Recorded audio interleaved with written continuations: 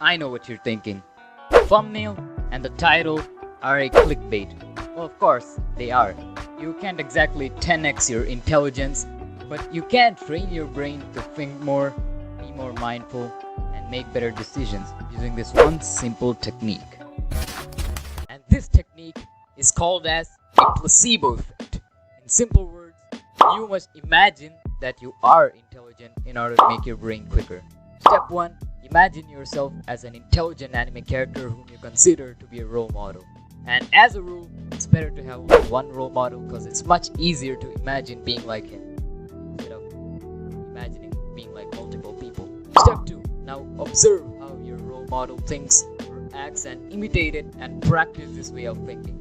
For example, if your role model is Ayanokoji, then focus on planning, strategy, and knowledge. If your role model is Senku, then focus on logical and scientific thinking. If it's Johann Lieber, then focus on other people's emotional weaknesses and impulses or animal spirits. Once you've done that, step 3.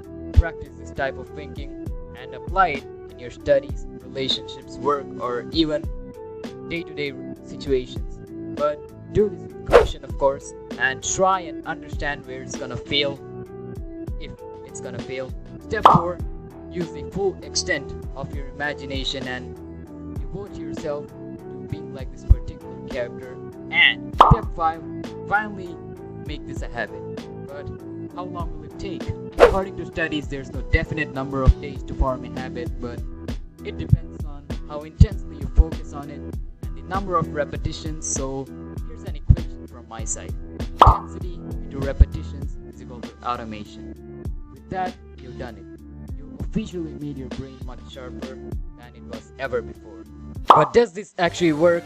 Yes, according to studies in modern psychology and neuroscience, imagining or perceiving things actually has an effect on your brain, and with practice you can turn that imagination to a freaking reality. Thanks for watching.